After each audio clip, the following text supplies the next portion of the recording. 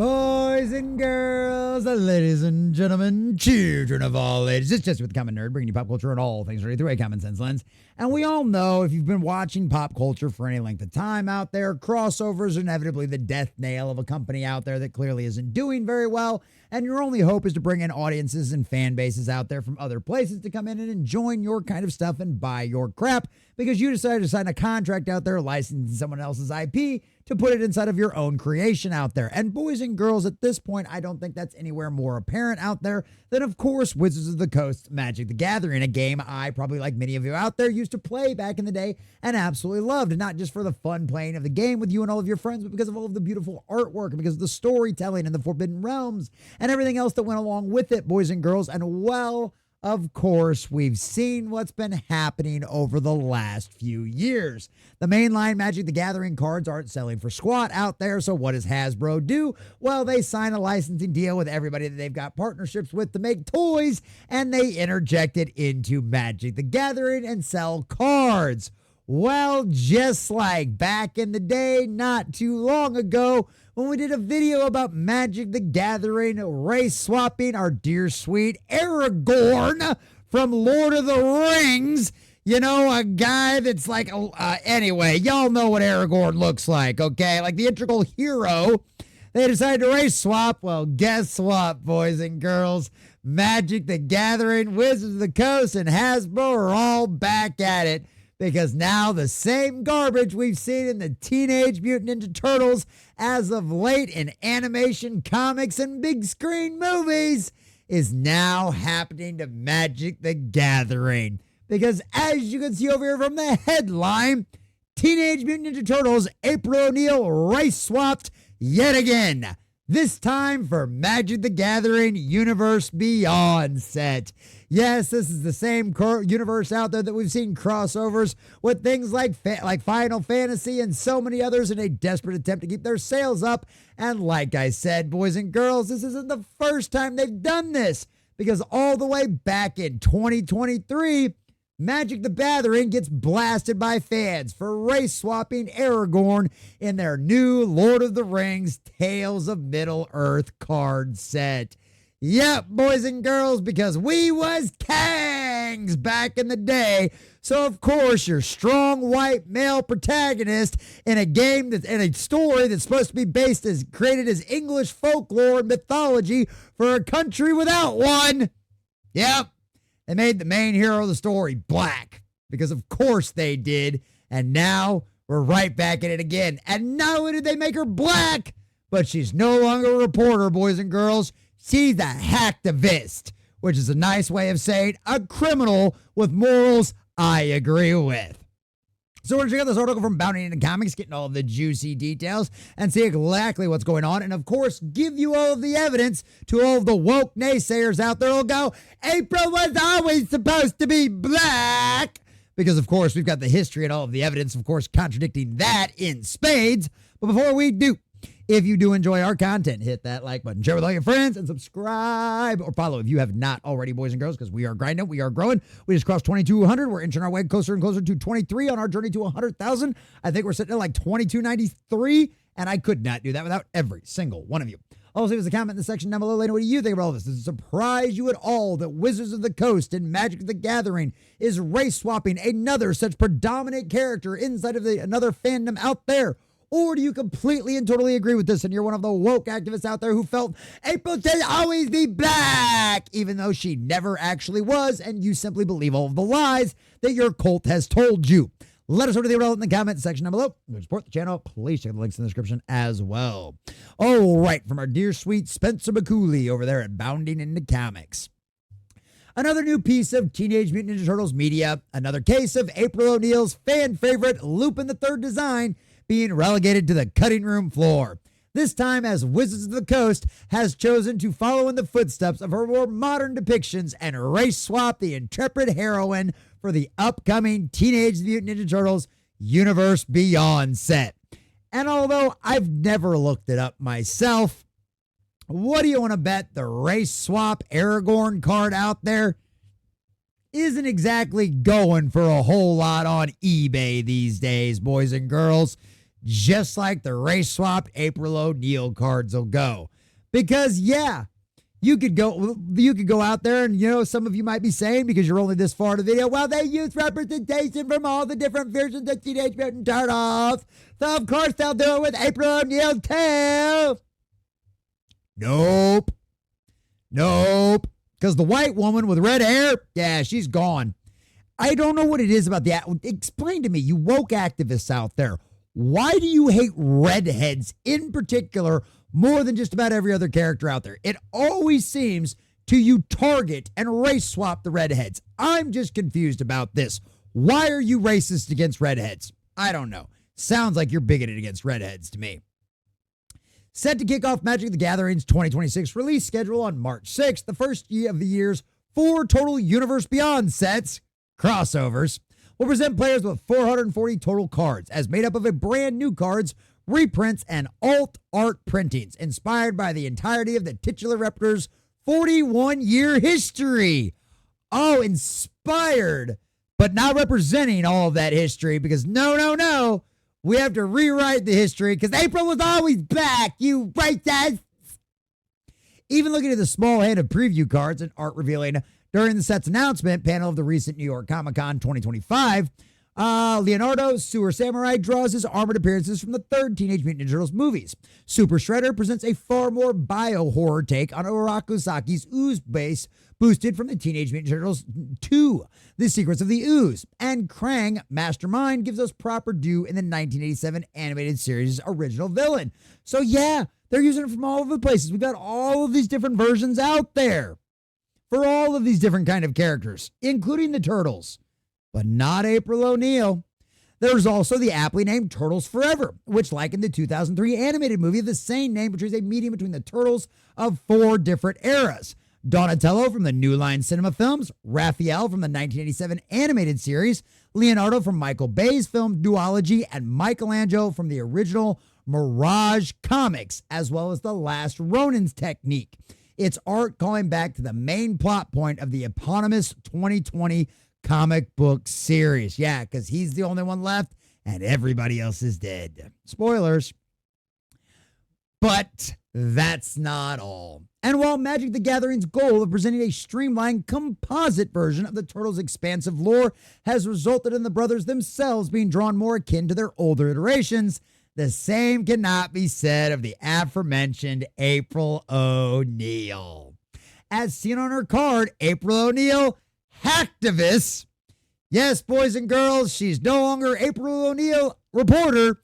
No, now she's a criminal with morals that the spirit of the age agrees with. So she's not called a criminal, she's called a hacktivist, boys and girls, because she only goes after those racist, corporate, scum-sucking, capitalist white people after all.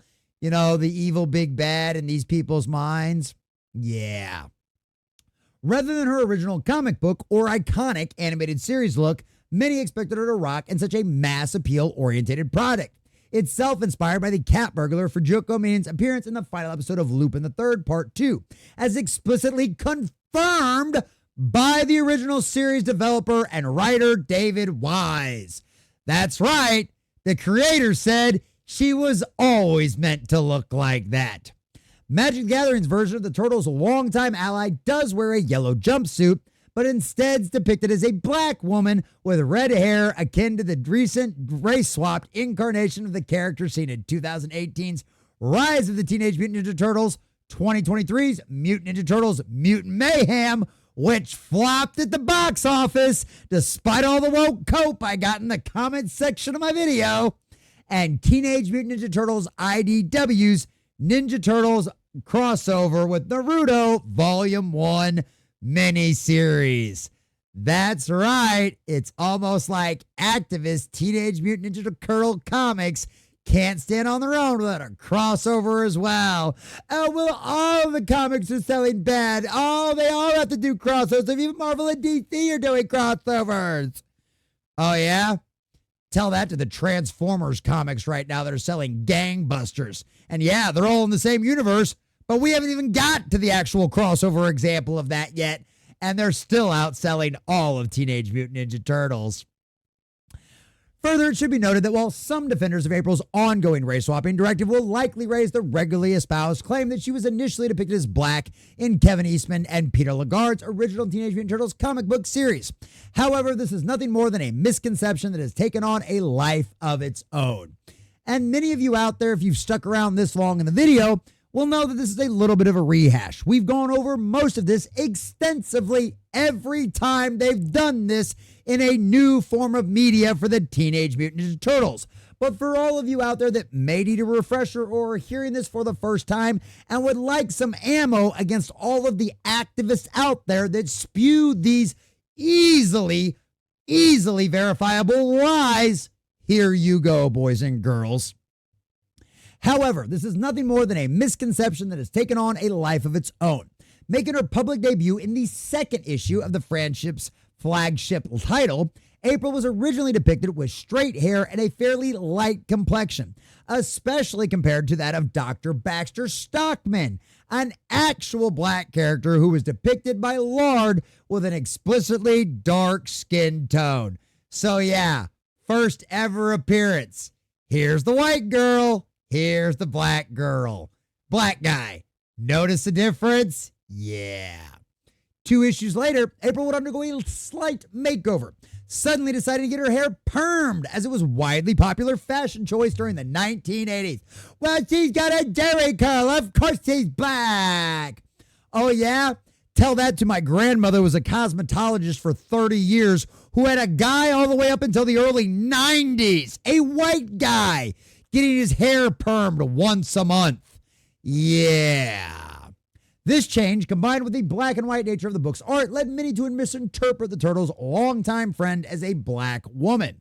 However, as the years went on and trends changed, 1989 would ultimately see April return to her original straight hairstyle in the series' 28th issue. There it is, looking awful light-skinned in a black and white issue too, huh? Another citation frequently raised by those who believe the original Black April is Teenage Mutant Ninja Turtles, volume number 1, number 32. As in the second printing of the issue, she was explicitly depicted as a black woman. However, what many do not realize is that this issue was produced not by the Turtles creators, but by underground comic artist Mark Boyd, who wrote the story during a period when Mirage was allowing other creators to play with Eastman and Lard's toys. Essentially, it's an Elseworld story, right? It's like, for Dragon Ball Z fans out there, it's like GT. Because it wasn't written by the original author, it's not considered canon in the overall Dragon Ball lore, right? Same thing here. The difference is, much like what Dragon Balls brought in some of the GT characters, they later corrected it. To this end, not only issues produced as part of this experiment, 22 through 44, are considered non-canon, but this mistake was also corrected long ago, with all subsequent reprints of the story consistently portraying April with white skin. Oh, but the activists will just decry that's a erasure of black people from history by white people. Really? Because all the activists control the Teenage Mutant Ninja Turtles brand right now, which is why this is being allowed. So why are they still allowing the change in all of the reprints? Oh, that's right. Because the lie you've bought off on was just that, a lie. But perhaps the hardest nail in the Black April theory's coffin was driven in courtesy of Lair himself, who was asked about it back in 2013 via his personal blog. He asserted he has always imagined her as white and very likely of Irish, Scottish, English ancestry. Yeah, as a guy who's married to an Irish descendant woman, yeah, they're about as pale as the moon gets, boys and girls. My wife practically glows in the dark when I turn the lights off. Kevin may have had a different view, and I can't speak for him, but that's the way I always saw her. As for the coloring of her skin and the color reprints of the Mirage comics, Kevin always had a lot more input on that end of our business than I did. And in fact, I'm pretty sure he did the colors on the initial set's reprintings from the first comics, the one in the graphic novel form. Make of that what you will. Which means even Kevin, the colorist, agrees that she's white. So there you go. Every single BS argument they have thrown up in smoke by the creators themselves. April O'Neil was never black, and she was never intended to be, despite all of you woke cultists out there trying to rewrite history. Currently on track to emerge from the sewers, boy, that's accurate in so many different levels. On March 6th, the various offerings from the Teenage Mutant Ninja Turtles universe beyond, including a Commander pre-deck and all of that stuff, are now available with a pre-order at your local game shop. So if you'd like to get this for whatever reason and support Magic the Gathering, if you're like my friend Pablo, who I love Pablo to death. But Pablo is one of those guys who this stuff works on him. He knows exactly what they're doing. He knows how evil and nasty Wizards of the Coast and Hasbro are, and exactly why they're doing this to Magic the Gathering, because he knows this is nothing more than a desperate attempt for them to make money off of a dying game that they have killed with their activism. And he knows all of that. He admits all of that. He will tell you all of that. But he also admits that he's just too much of a fanboy, that when the art is really good and he can't afford it, which he can't always, when he can't afford it, he does buy this kind of stuff. And unfortunately, those kind of fans are always going to exist. And that's okay, because nerds are nerds. Fans are fans. I'm just your humble common nerd out here. And if you're understanding and realizing the fact of what you're supporting, just like every single one of us out there with a smartphone, right, is supporting very, very nasty labor practices in essentially third world countries, right? We all understand that. And so I'm not going to yell and berate anybody out there who goes out there and buys some of these cards. But just like I suspect with the Race Swap Aragorn card out there for Lord of the Rings, the Race Swap April O'Neil card, just like Teenage Mutant Ninja Turtles Mutant Mayhem flopped at the box office, this will fail as well. It will end up becoming a disregarded card that it'll be a miracle if it can make it up in the penny bin out there, boys and girls, because it certainly won't even be worth $1 in a few years. It won't be worth the paper it is printed on, because as we have seen over the last few years, there has been a mass rejection of the spirit of the age and this kind of race swapping for race swapping sake garbage by the culture overall as a large. They have lost trillions of dollars chasing this activist modern audience crowd, and Wizards of the Coast has been one of the absolute worst about that. And all of these crossovers and all of these kind of tie-ins with other properties out there are just nothing more than the last breath of what is a dying game out there in a desperate attempt to keep itself relevant. And at the end of the day, if it wasn't for race swap activism garbage like this, they would have never had to do it to begin with. But at the end of the day, clearly, Magic the Gathering, your cult nonsense, was more important to you than giving fans a good quality game with wonderful lore that actually represented the IPs that they were supposed to. And instead, you chose the cult. Well, that's okay, because we know you are a dying brand in a dying game. You danced with the devil in the pale moonlight. You believed all of his lies. Race swapping April O'Neil is the latest proof of that. And now you're going to get burned by the fans, because this hasn't worked in the past and it won't work in the future. And it's certainly not going to work now. Enjoy wasting printing all of those April cards, because all it is money you are burning on the altar to your cult once again. It didn't help you get crops last time. Why would you expect anything different this time? A big shout out to all of our subscribers and members out there. Thanks for watching, and make sure you guys like and subscribe if you have not already.